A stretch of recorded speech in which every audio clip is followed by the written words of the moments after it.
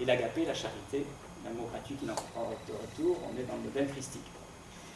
Si on applique ces catégories à l'économie et la sociologie, on voit que l'éros renvoie à l'utilitarisme individualiste. La philia correspond au don au sien. Et l'agapé à une charité chrétienne qui paraît d'abord complètement en dehors de l'économie. La force de Bruni, c'est de montrer que les trois dimensions structurent en fait l'économie réelle, à travers à la fois leur distinction et leur empiètement mutuel. Alors, je résume très rapidement l'analyse qui m'intéresse ici.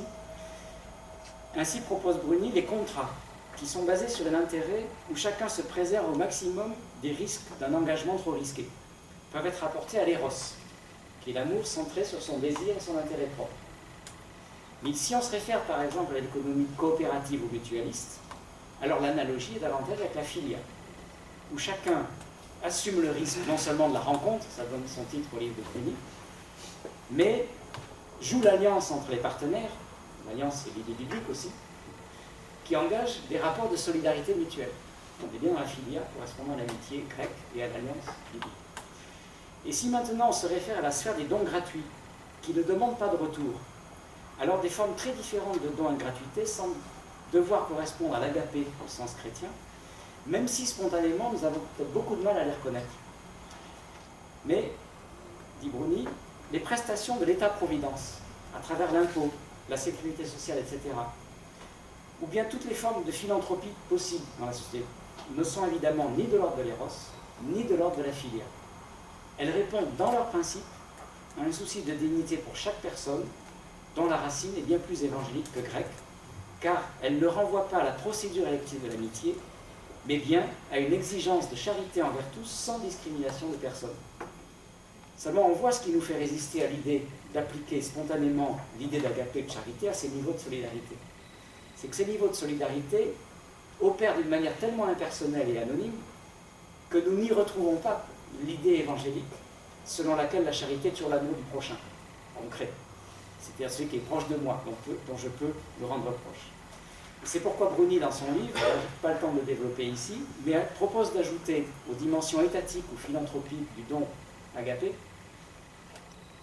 sans contrepartie, les formes de dons qui irriguent en fait l'économie et la société civile à partir de la spontanéité des personnes et des groupes socio-économiques dans leurs rapports normaux de travail, de service, de proximité, etc., d'une manière que les économistes sociologues souvent ne prennent pas en compte, mais qui existent réellement, et qui dépassent les formes d'économie dont nous avons parlé précédemment. Là, Bruni se réfère à l'école de l'économie civile italienne, Genovesi notamment. Je vous renvoie au livre en ne pouvant pas développer.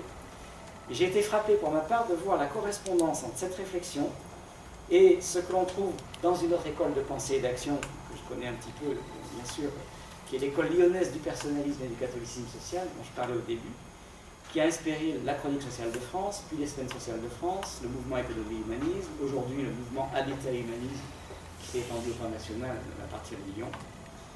Alors le temps me manque pour me référer précisément à une œuvre, par exemple, comme celle de François Pérou, qui a été le premier en France à développer une économie du don dès les années 50, très proche de celle que développe Bruni. Je renvoie ici aux travaux menés par la chaire Humanisme, Citoyenneté et Civilisation, dont je m'occupe. Et je me référerai pour terminer à l'ouvrage récent, lui aussi, de Pierre-Yves Gomez, Le travail invisible, enquête sur une disparition, qui est paru en 2013, qui se réfère d'ailleurs lui aussi à la philosophie du travail de Simone Veil. Dans ce livre, Pierre-Yves Gomez, avec lequel nous avons fondé le GRACE, enquête sur la disparition paradoxale du travail dans l'économie moderne. À force de vouloir que l'accroissement de richesse soit produit par la spéculation et les transactions financières les plus folles, l'économie financiarisée a oublié qu'il n'y a de richesse que produite par le travail réel des hommes. Le travail est devenu invisible, c'est l'idée, occulté par ce que Gomez appelle l'esprit de rente de la modernité, dont la définition et le rêve secret consistent à vouloir s'enrichir sans travailler. Or, là j'articule l'analyse de Gomez à l'anthropologie du don que je cherche pour ma part à développer avec des collègues comme Bruni. En perdant ce qu'il appelle le travail vivant, le travail réel, nous avons aussi perdu la forme la plus quotidienne et la plus universelle du don de soi, comme Proudhon et Simone Veil l'avaient déjà vu.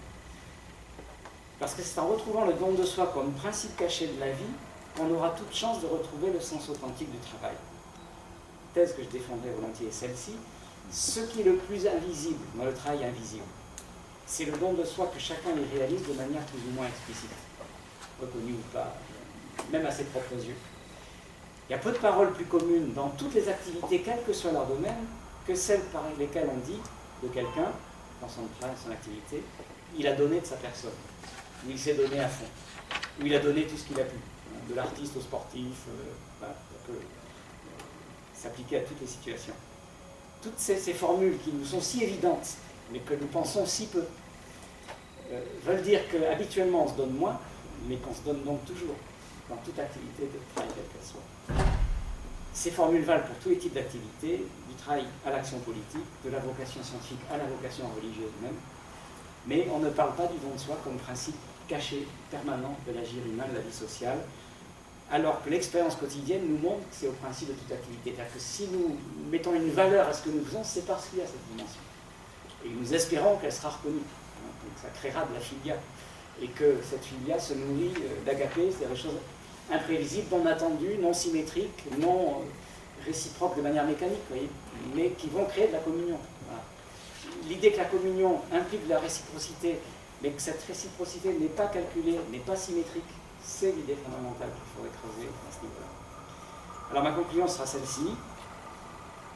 Nous les modernes, nous avons admiré la main invisible de Smith, la ruse de la raison de Hegel, qui, vous le savez, ont voulu mettre au principe de l'action le seul intérêt égoïste des individus, en déclarant que ça allait entraîner la réalisation d'un bien commun non égoïste.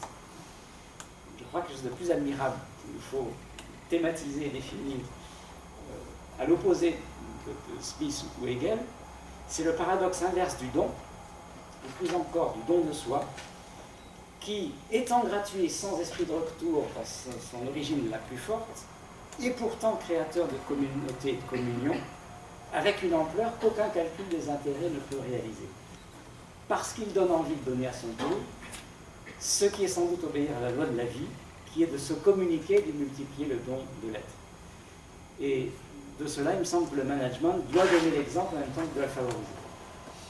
Il me semble que le management réussi, ce n'est pas celui qui calcule stratégiquement tout ce qu'il faut penser à l'avance, c'est celui qui laisse la place à la possibilité du don de se produire d'une manière qui n'est pas prévisible, mais qui pourra être généralisée s'il y a le minimum de confiance mutuelle entre les hommes qui sont en relation. Donc c'est la confiance mutuelle qui est le principe du don à ce moment-là. Et vous voyez, c'est pas il faut donner. Ce n'est pas on doit donner, on va élaborer une structure du don comme une planification. C'est la confiance mutuelle engendrera cela et ça appartient à la liberté créatrice de chacun. Merci de votre attention.